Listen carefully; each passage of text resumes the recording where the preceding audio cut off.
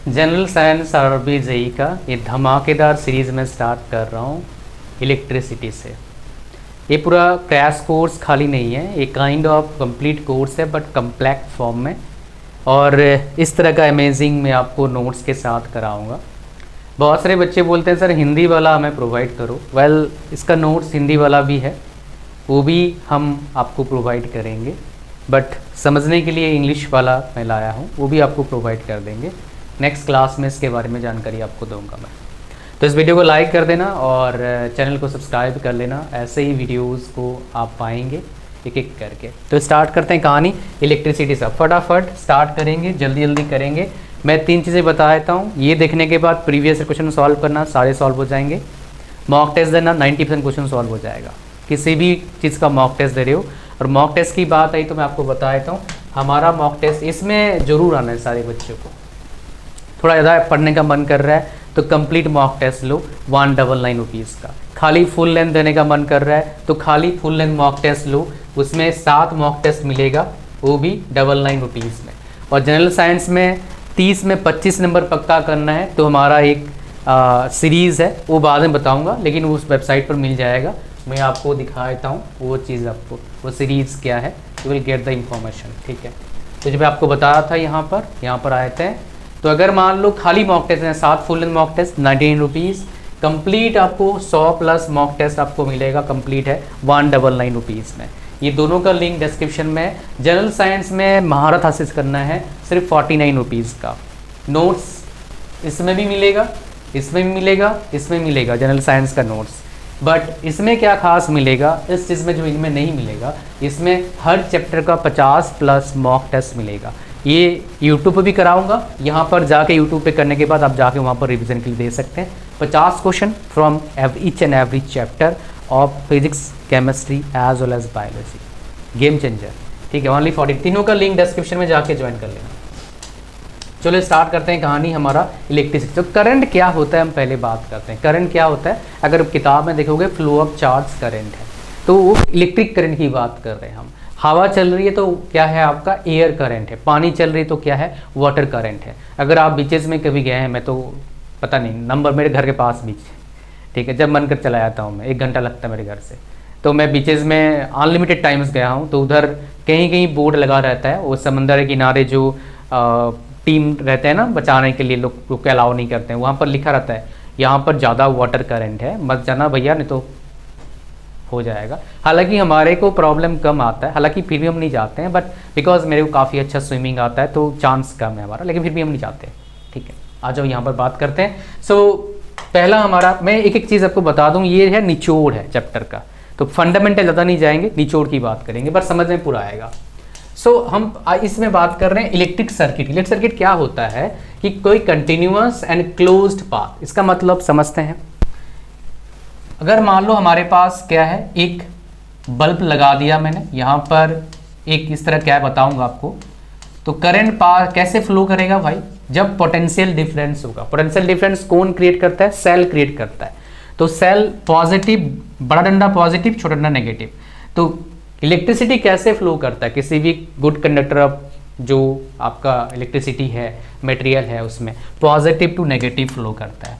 तो यहाँ पर ये बल्ब है और यहाँ पर क्या प्लग की है, प्लग की मैं दे दूंगा तो क्या हो जाएगा, बल्ब जल जाएगा। तो that is what this is known as electric circuit, because ये क्या है, क्लोज, कंटिन्यूअस है, क्लोज पाथ है, कंटिन्यूअस है, क्लोज पाथ है। इसको हम क्या बोलेंगे, इलेक्ट्रिक सर्किट बोलेंगे। तो इससे क्या क्वेश्चन आया क्या नहीं, क्वेश्चन यहाँ से आएगा, मैं बताऊंगा आगे।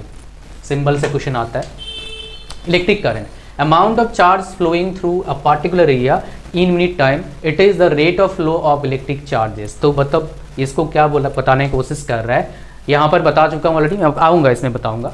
Direction of flow of positive charges consider as direction of electric current and direction is opposite of electrons direction in the circuit. तो बेसिकली क्या है, बोल रहे हैं करंट जो है, मतलब यहाँ पर 2 पॉइंट की बात कर रहे हैं यहाँ पर कि इलेक्ट्रॉन्स जो है वो क्या करता है, करंट डायरेक्शन अपोजिट में जाता है। मतलब क्या है, करंट डायरेक्शन अगर इस साइड है, इलेक्ट्रॉन्स का क्या हो जाएगा, अपोजिट हो जाएगा। तो करंट कैसे फ्लो करता है, positive to negative, electrons negative to positive flow करता है। इसका मतलब ये यहाँ पर है।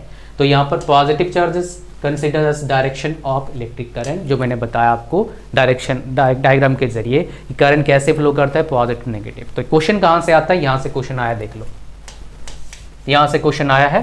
क्या बोलता है, flow of charge is known as current, flow of charge. तो यार ये rate of flow of charge बता रहा है, तो क्या होता है Q is equal to IT हमारे पास है, rate of flow of charge यानी कि current is equal to Q upon T, rate of flow of charge. Question कहां से आया है, बोला है कि मान लो हमारे पास क्या है 1 कूलम पर सेकेंड है, तो इसका यूनिट क्या हो जाएगा, तो 1 कूलम पर सेकेंड क्या होता है, एम्पेयर होता है। देखो चार्ज का यूनिट क्या होता है, कूलम होता है, टाइम का सेकेंड होता है, करंट का क्या होता है, एम्पेयर होता है, इसलिए coulomb division second is equal to ampere. यहां से न्यूमेरिकल प्रॉब्लम भी आया है, Q is equal to IT, याद रखना, काम बन गया। IT मतलब क्या, IT ब्रांच इंफॉर्मेशन टेक्नोलॉजी, याद रखना। कभी अगर कंफ्यूजन होता है बोलना कि क्या इंजीनियरिंग ब्रांच है, information technology IT, I for current, T for time, charge is equal to IT, ठीक है। तो I इज इक्वल टू क्या आ जाएगा, Q upon T, because rate of flow of charge is known as what, current. यहां तक समझ में आ गया। यहाँ पर दो चीजें और आपको जानना है, ये तो मैंने ऑलरेडी डाल रखा है बिकॉज यहाँ से सवाल आया था, RRB JEE के प्रीवियस ईयर में ही सवाल आया था, अगर आप सॉल्व कर रहे हैं तो इसलिए मैंने यहाँ पर ये डाल दिया है। नेक्स्ट हम बात करेंगे इलेक्ट्रॉन और कूलम का क्या रिलेशन है। 1 electron is equal to 1.6 into 10 to the power minus 19 coulomb. Same चीज है, 1 coulomb is equal to 6 into 10 to the power 18 electrons, same ही है। इसको बस इलेक्ट्रॉन इस वाले को इधर भेज दो, डिविजन कर दो तो माइनस हो जाएगा, 1.6 इंटू माइनस 19 आ जाएगा यहाँ पर, ठीक है। ओके, नाउ अब बात करते हैं डिवाइस की बात करें। अमीटर क्या होता है, डिवाइस होता है। डिवाइस क्या करता है, करंट को मेजर करता है। यहाँ क्वेश्चन नहीं आता है, क्वेश्चन क्या आता है, अमीटर को कैसे हम कनेक्ट करते हैं किसी भी सर्किट में, कैसे कनेक्ट करते हैं, सीरीज में कनेक्ट करते हैं। सीरीज मतलब क्या, मैं आपको समझाता हूँ। जैसे मान लो मेरे पास एक बल्ब है, यहाँ पर मुझे अमीटर कनेक्ट करना है, तो यहाँ पर मैंने प्लग की डाल दिया इस जगह पर, और यहाँ पर मैंने बैटरी कनेक्ट कर दिया पोटेंशियल डिफरेंस को क्रिएट करने के लिए। प्लग की ऑन करूंगा, पॉजिटिव नेगेटिव, पॉजिटिव और नेगेटिव हो गया यहाँ पर, पॉजिटिव, अरे क्या हो रहा है भाई, आज पॉजिटिव नेगेटिव, तो चार्ज ऐसे फ्लो करेगा, आपको पता है ऐसे फ्लो करता है, पॉजिटिव नेगेटिव फ्लो करता है। तो यहाँ पर हम क्या करेंगे, अमीटर कनेक्ट करेंगे, प्लस और माइनस, यहाँ बल्ब जलेगा। जब प्लग की को हम, ये पॉइंट मतलब क्या है, मैंने प्लग की को ऑन कर दिया। अगर आप कभी भूल के या फिर गए हैं, अच्छे स्कूल में पढ़े हैं, इससे हम तो कभी स्कूल में गए नहीं, बट कॉलेज में देखा है, कराया मैंने, तो वहाँ पर क्या है ना, जैसे प्लग की डालना होता है, फिर सर्किट पूरा हो जाता है, ठीक है। सो यहाँ पर क्या, अमीटर क्या करता है, करंट को मेजर करता है। इसको हम कैसे कनेक्ट करते हैं, ऑलवेज कनेक्टेड इन सीरीज। तो ये जो एक के बाद एक कनेक्शन क्या बोलते हैं, सीरीज बोलते हैं। याद कराता हूँ आपको और एक चीज़, दिवाली अभी ताज़ा याद है ना, ठीक है। तो उसमें क्या करते हैं, हमारा जो लड़ी लगाते हैं, मतलब लाइटिंग लगाते हैं, वो क्या होता है, सीरीज में कनेक्ट होता है। इस लड़ी अगर एक खराब हो गया, उसका नेगेटिव के बारे में क्या है, एक खराब हो गया, पूरा लड़ी को फिर चेक करना पड़ता है एक एक बल्ब। इसका फ़ायदा क्या होता है, रेजिस्टेंस हाई होता है, इसकी वजह से क्या होता है, छोटे छोटे बल्ब भी सीरीज में चलते हैं इतने हाई वोल्टेज में। करेक्ट कनेक्शन क्या होता है, 220 वोल्ट का रहता है, ठीक है। कितना फ्रीक्वेंसी रहता है इंडिया में, 50 हर्ट्ज, यूएस में कितना रहता है, 60 हर्ट्ज, ठीक है। ओके, नेक्स्ट हम बात करेंगे यहाँ पर, current always flow from positive negative से बता चुका हूँ, प्लग की बता चुका हूँ, स्विच ऑन ऑफ का काम आता है। Electric potential and potential difference, ये क्या करता है। सो पोटेंशियल क्या होता है मैं आपको समझाता हूँ। जैसे मान लो क्या है, ये बहुत शानदार एग्जाम्पल है। मान लो यहाँ पर मेरे पास एक बाल्टी में पानी है और यहाँ से मैंने एक छेद कर दिया, तो पानी अगर मान लो छेद मैंने ओपन कर दिया तो पानी क्या होगा, बहेगा, बिकॉज यहाँ पर क्या है, ज़्यादा पानी है इसलिए बह रहा है। अब इस लेवल के आने के बाद क्या हो जाएगा, बहना बंद हो जाएगा। तो this is what potential difference. Battery यही काम करता है, पोटेंशियल डिफरेंस को क्रिएट करता है, इसलिए क्या होता है, ये फ्लो करता है, सर्किट में फ्लो करता है। क्या सर्किट में, क्लोज सर्किट में फ्लो करता है। ऐसा नहीं भाई पानी की तरह कहीं बिखर गया, ऐसा नहीं, चार्ज कहीं उड़ के चला गया, अभी हमारे इसमें नहीं है, मतलब कहीं और चीज़ में हो सकता है, बट अभी जो हम पढ़ा रहे हैं उसमें नहीं है, ठीक है। ओके, नहीं तो बोलोगे सर रिसर्च में कुछ चीज़ें होता है, बट वो उसमें नहीं जाएंगे। इलेक्ट्रिक प्रेशर क्या होता है, वो बेसिकली पोटेंशियल डिफरेंस क्रिएट करता है, इसकी वजह से क्या होता है, आपका चार्ज जो है फ्लो होना शुरू होता है, ठीक है। ठीक है। यहाँ पर एक चीज़ और है, ये प्रेशर डिफरेंस किसके वजह से होता है? बैटरी में हमारे पास जो प्रेशर का डिफरेंस कर पाता है, बैटरी किसके वजह से चलता है? Chemical reaction. तो यहाँ पर केमिकल रिएक्शन की बात कर रहे हैं। तो हमारे पास एक सबसे इंपॉर्टेंट फॉर्मूला है, वंस अगेन यहाँ से क्वेश्चन आया है। क्या फॉर्मूला है? Potential difference is equal to work done upon क्या आ जाएगा? चार्ज। यानी कि क्या आ जाएगा? V is equal to W upon C, यानी कि W अपॉन Q बोल सकते हो। C मतलब कूलम आ गया, चार्ज आ गया, W अपॉन Q। W क्या हो जाएगा? W का यूनिट वर्क डन, यानी कि हमारे पास जूल आ जाएगा, Q का C आ गया, और V का क्या आ जाएगा? वोल्ट आ गया। यानी कि ऐसे भी सवाल आ सकता है जो सवाल पूछा था, हालांकि इससे एक छोटा सा न्यूमेरिकल आया था, मैंने प्रीवियस ईयर में देखा है, उसके हिसाब से है V is equal to W upon Q। Now हमारे पास और एक डिवाइस का आता है, बिकॉज हम पोटेंशियल डिफरेंस की बात कर रहे हैं, तो हमारे पास क्या आता है? Volt meter. अमीटर और वोल्ट मीटर डिफरेंस क्या है? अमीटर करंट को मेजर करता है, वोल्ट मीटर नाम सही है पोटेंशियल डिफरेंस को यानी वोल्टेज को मेजर करता है। डिफरेंस और एक है, अमीटर को हम कैसे कनेक्ट करते हैं? सीरीज में कनेक्ट करते हैं, वोल्ट मीटर को पैरेलल में। अब लोगों सर ये पैरेलल कैसा है? समझाता हूँ। देखो हमारे पास एक सर्किट है, क्लोज सर्किट है ना। हमारे पास एक बैटरी ले लिया हमने, ओके, यहाँ पर हमने प्लग की डाल दिया, ओके। अब क्लोज सर्किट हो गया, हाथ नहीं लगाना भैया, करंट लगेगा, ओके। बल्ब लगा दिया हमने। अब हमारे को देखना है यहाँ पर कि ये इस पॉइंट के बीच में पोटेंशियल डिफरेंस क्या है, बल्ब में कितना पोटेंशियल डिफरेंस आ रहा है। तो यहाँ पर क्या करेंगे? पैरेलली एक वोल्ट मीटर लगाएंगे। This is what? Volt meter. ये क्या मेजर करेगा? पोटेंशियल डिफरेंस क्या है दो पॉइंट्स के बीच, इन दोनों पॉइंट्स के बीच कितना पोटेंशियल डिफरेंस है। और यहाँ पर क्या है? पॉजिटिव है, ये नेगेटिव। करंट कैसे फ्लो करता है? नेगेटिव टू पॉजिटिव नहीं, नेगेटिव पॉजिटिव क्या करता है? इलेक्ट्रॉन्स फ्लो करता है। Current positive to negative flow करता है। समझ में आ गया आपको क्या बोला मैंने? यहाँ पर जो मैंने आपको बताया भी आगे, ठीक है। वोल्ट मीटर कैसे कनेक्ट करते हैं भाई? पैरेलल कनेक्ट करते हैं, पैरेलल। ये इस इमेज का जो है पिक्चर अपने माइंड में डाल लो, पैरेलल सीरीज का कंसेप्ट समझ में आएगा। आगे आते हैं, पैरेलल में क्या होता है मैं आगे बताऊंगा आपको। सर्किट डायग्राम की बात कर रहे थे, सर्किट डायग्राम ऑलरेडी समझा चुका हूं आपको कैसे सर्किट डायग्राम बनता है, उसमें जाएंगे नहीं। ओम्स लॉ आता है, ओम्स लॉ सबको पता है क्या होता है भाई साहब?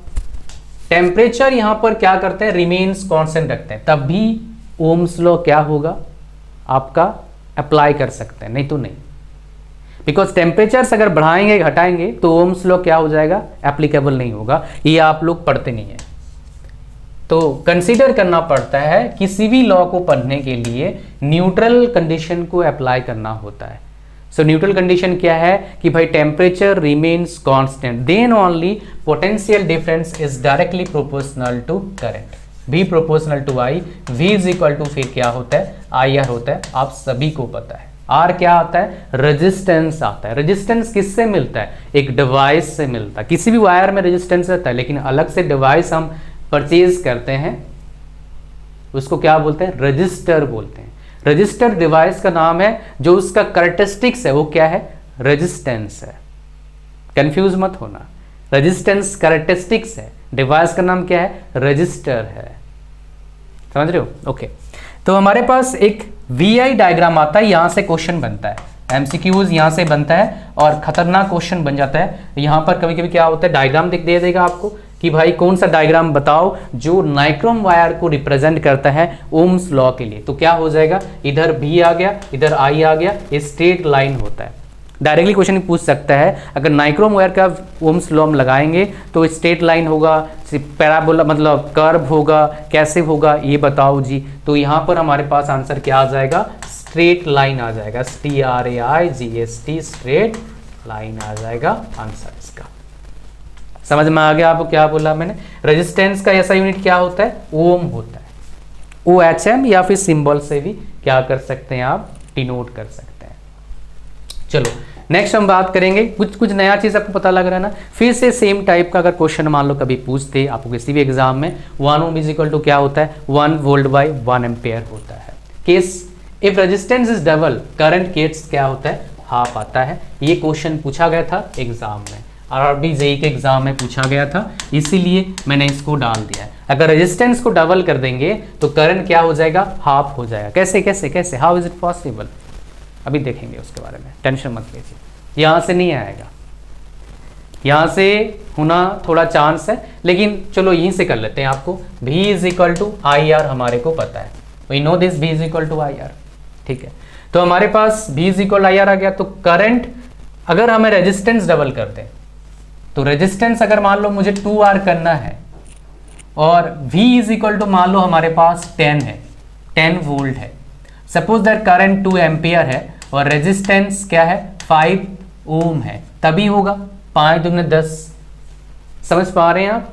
अब देखो मैं बोल रहा हूं रेजिस्टेंस को क्या करो 10 कर दो, 10 तो V is equal to same ही रहेगा, तो हमें करंट हाफ करना पड़ेगा। मतलब क्या है 10 इंटू 2/2 करना पड़ेगा। करंट जो था 2 एम्पियर उसको 2 से डिवाइड 2 से करेंगे तभी हमारे पास क्या आ जाएगा 10 आ जाएगा, यहाँ पर 10 वोल्ट आ जाएगा। समझ पा रहे हो क्या बोल रहा हूं मैं? Are you getting my point?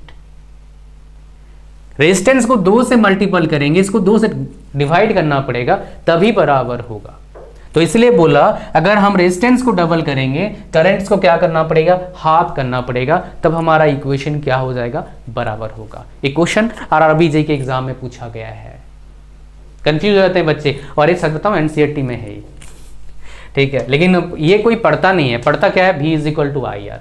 2 सवाल आपको बताया, नाइक्रोमायर का एक केस और दूसरा ये केस, यहां से क्वेश्चन पूछा जाता है। उससे क्वेश्चन नहीं पूछा V is equal to I R बताओ, सबको पता है।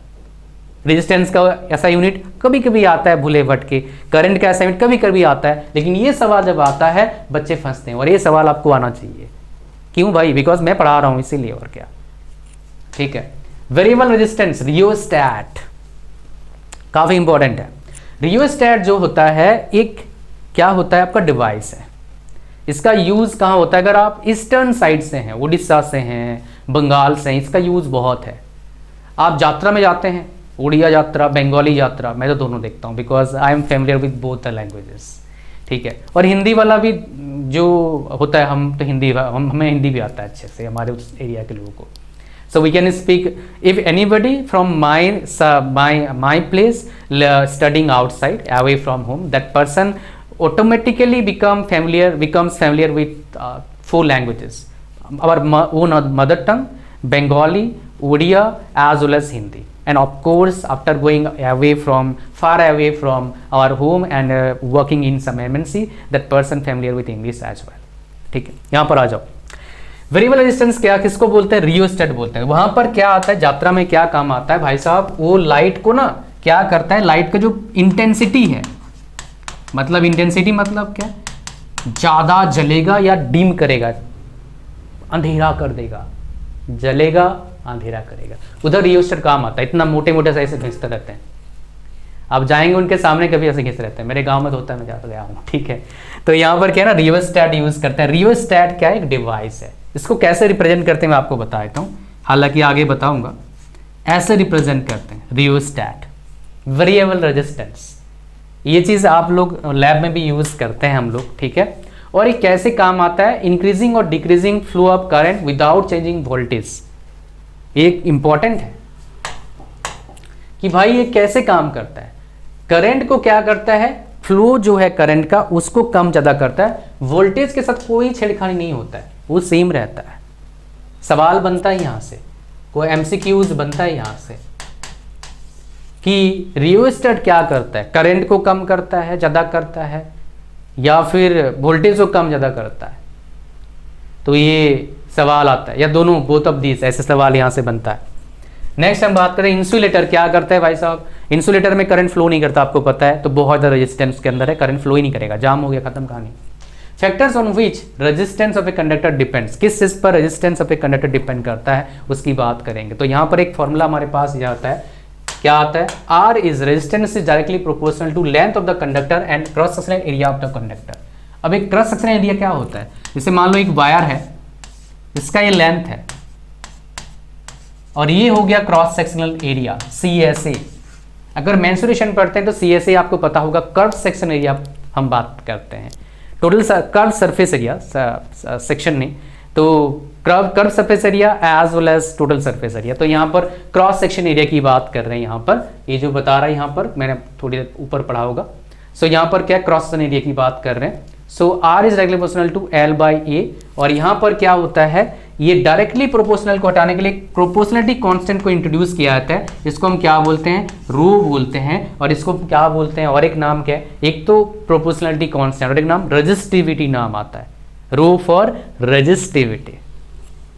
तो यहां पर क्या आ गया, रो को हम ऐसे डिनोट भी करते हैं, मतलब ऐसे वाला, या फिर RHO रो, ठीक है। रेजिस्टिविटी का यूनिट क्या होता है, ओम मीटर होता है, याद करना है, ओम मीटर। ये यहां से निकाल भी सकते हैं। R इज इक्वल टू, देखो R is equal to rho L upon A. Rho का क्या, R इक्वल टू ओम हो गया, L का हो गया मीटर, ये हो गया मीटर स्क्वायर, ये अपने आप को खा जाएगा, मीटर ऊपर जाएगा तो क्या आ गया, ओम मीटर इज इक्वल टू रो। तो रो का ऐसा यूनिट क्या आ गया, ओम मीटर आ गया, सिंपल, ठीक है ना। सिंपल तो नहीं है सभी लोगों के लिए, मुझे पता है।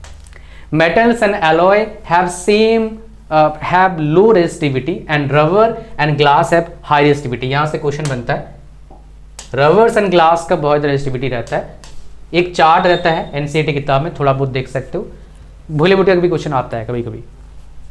कॉपर जो इलेक्ट्रिक वायर किससे बनता है, कॉपर एंड एल्यूमिनियम से बनता है। जो बल्ब का रहता है आपका अंदर ऐसे ऐसे करके रहता है, अभी तो CFL आ रहा है, उसमें टंगस्टन रहता है, बिकॉज इलेक्ट्रिक बल्ब में टंगस्टन रहता है because of high melting point, 3400 के आसपास डिग्री सेंटीग्रेड पर मेल्टिंग पॉइंट रहता है इसका।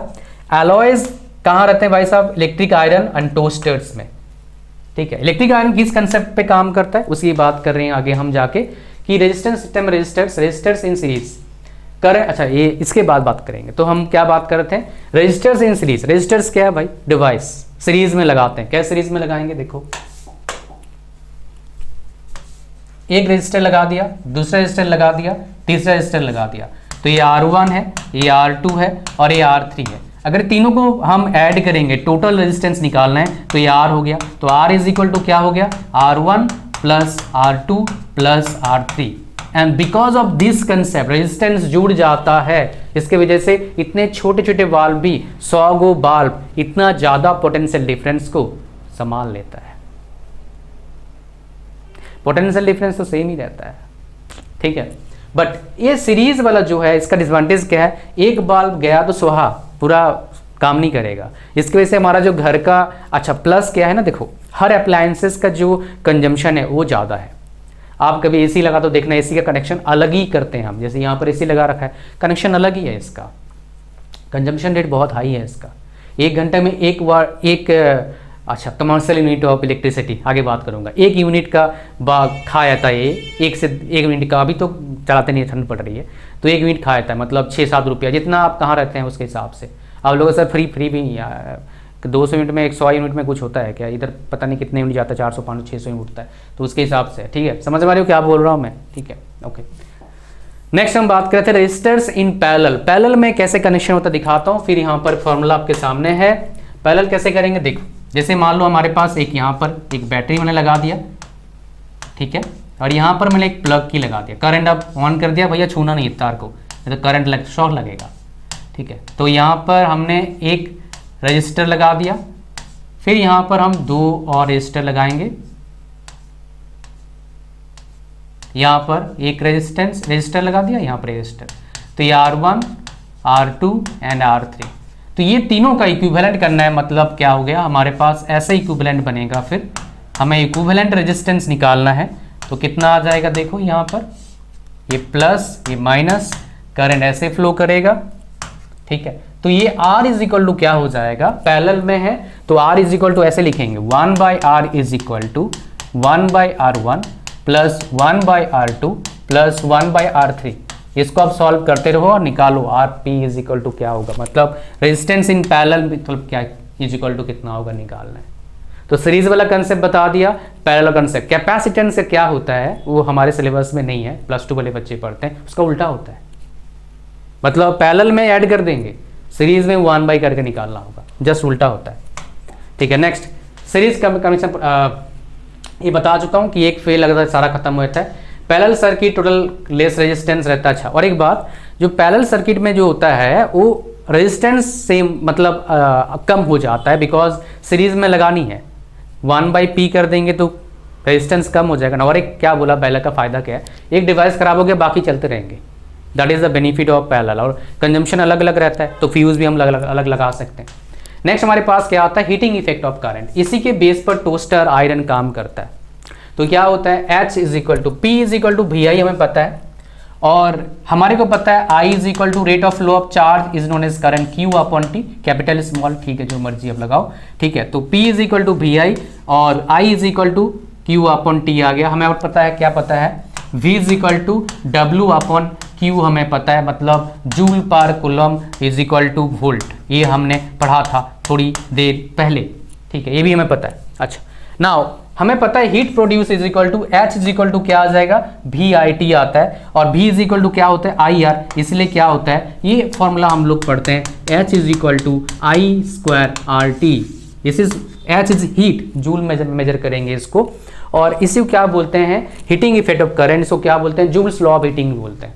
This is what heating effect of current, formula इसका है, और इसको क्या बोलते हैं, जूल्स लॉ ऑफ हीटिंग भी बोलते हैं।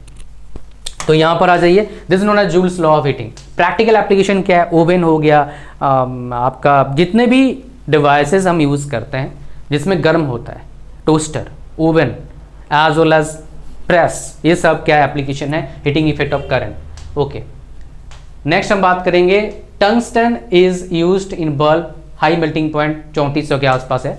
बल्बिंग nitrogen argon gas, because of इसका लाइफ को बढ़ाने के लिए नाइट्रोजन आर्गन गैस को यूज करते हैं कोई बल्ब में, इस बल्ब में नहीं। अच्छा, fuse is place in series of a device used, कौन को, अच्छा ये क्वेश्चन आया था, मैं आपको बता देता हूँ। जो फ्यूज होता है, फ्यूज क्या होता है आपको पता है, सभी लोगों को पता है, क्यों लगाते हैं आप सभी लोगों को पता है, सर्किट में अनवांटेड सप्लाई जो है, पावर जो है, फ्लो ऑफ करंट बढ़ जाता है। फ्लो ऑफ करंट मतलब क्या, एम्पेयर की बात कर रहा हूँ।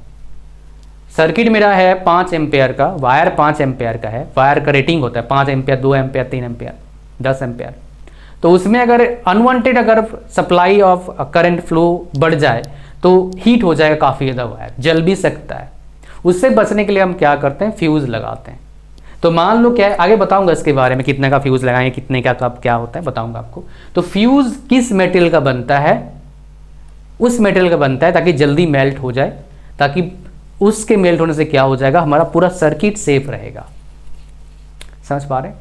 तो कौन सा मेटल का बनता है, MCQs आया था, RRB जेई में ही आया था। लेड का बनता है, लेड हो गया, एल्यूमिनियम हो गया, एंड कॉपर आयरन, इनका फ्यूज बनता है। और फ्यूज कैसे लगाते हैं, हमेशा सीरीज में लगाते हैं। सीरीज मतलब क्या, एक कनेक्शन है, एक कनेक्शन है, इसी बीच में जोड़ देंगे, पैरेलल में लगाएंगे। पैरेलल कैसे कनेक्शन है आपको याद आ गया, मैंने वोल्ट मीटर जोड़ा था, दैट इज व्हाट पैरेलल। मैंने रेजिस्टेंस जोड़ा, that is what parallel connection. ठीक, आगे बढ़ते हैं। नेक्स्ट हमारे पास क्या है, fuse used in domestic purpose, 1 ampere, 2 ampere, 3 ampere, up to 10 ampere चलता रहता है। तो फ्यूज़ हमेशा, ये जो बता रहा था मैं आपको बताऊंगा लास्ट में। तो फ्यूज़ हमेशा क्या होता है, जैसे मान लो हमारा सर्किट है 4 एम्पियर का, तो थोड़ा सा एबव लगाते हैं, 5 एम्पियर का हम लगा देंगे फ्यूज़। समझ में आ गया? तो यहाँ पर 4 एम्पियर का नीड है, तो 5 एम्पियर। इलेक्ट्रिक पावर क्या होता है, P is equal to VI हमने देखा था, और V is equal to I²R, V is equal to IR होता है। इसलिए क्या आ जाएगा यहाँ पर देखिए, V is equal to I²R, और इसको दोबारा क्या करते हैं, हम क्या कर सकते हैं, V is equal to IR करके यहाँ पर V²/R भी हम लगा सकते हैं। रीज़न क्या है, देखो यहाँ पर कैसे लगाएंगे, P is equal to VI हमें पता है, power is equal to VI, V is equal to क्या आता है IR, तो इसलिए क्या आ जाएगा I²R आ गया। अब हमें पता है ऐसा, I इज इक्वल टू क्या आ जाएगा V/R, तो इस जगह पर पुट करेंगे तो क्या आ जाएगा V²/R भी आ सकता है।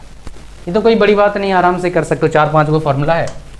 नेक्स्ट हमारे पास क्या है, पावर का ऐसा यूनिट क्या होता है, वाट होता है। ठीक है, commercial unit of electric current क्या होता है, किलोवाट आवर। ये ध्यान देना, ये आपको सवाल पूछा जाता है, kilowatt hour. 1 kilowatt hour is equal to क्या होता है, 1 यूनिट होता है। फिर से सवाल आया है RRB जेई के प्रीवियस ईयर में, डिफरेंट जेई के प्रीवियस ईयर में, कि भाई साहब 1 किलोवाट आवर या 1 यूनिट इज इक्वल टू कितना जूल होता है, 3.6 × 10⁶ जूल होता है आपका। इस तरह का कहानी आपको समझ में आ रहा है क्या बोल रहा हूँ मैं? तो ये था पूरा इलेक्ट्रिसिटी चैप्टर का निचोड़। अब हम देखेंगे MCQs बनाएंगे हम लाइव, वो भी इसी चैनल पर। तो भाई चैनल को सब्सक्राइब करना, मौज मारो। और जो आपको बताया था सबसे इम्पोर्टेंट बात, मॉक टेस्ट, इसमें सबको आना है भैया, इसमें कंजूसी नहीं करना है, सबको आना है, मॉक टेस्ट देना है। This can be a game changer thing. General science में अगर 30 में से 25 नंबर आ गया तो सिलेक्शन होने का चांसेस कितना % बढ़ेगा, सोच लो। और मुझे पता है कहाँ आप लैग करते हैं। कई बच्चे बायोलॉजी में, कुछ बच्चे फिजिक्स ऑप्टिक्स में, कुछ बच्चे इलेक्ट्रिसिटी के क्वेश्चन बनता नहीं है, समझ में नहीं आता है, जो मैं पढ़ा दिया आपको। सो जो भी आपका प्रॉब्लम है, doesn't matter in which category you are in, मैं आपको पूरा समझा दूंगा। ये जनरल साइंस का अकेला है, ये पूरा कंप्लीट मॉक टेस्ट का साथ है। यहाँ पर ही मॉक टेस्ट फुल 5 है, वही 5 वाला यहाँ पर मिलेगा, 2 एक्स्ट्रा देंगे कोई आएगा तो, इसलिए 19 रुपीज़ का 199, तीनों का लिंक डिस्क्रिप्शन है। अभी ज्वाइन करना है, लेट नहीं करना है, जल्दी जल्दी पेपर दो। Thank you.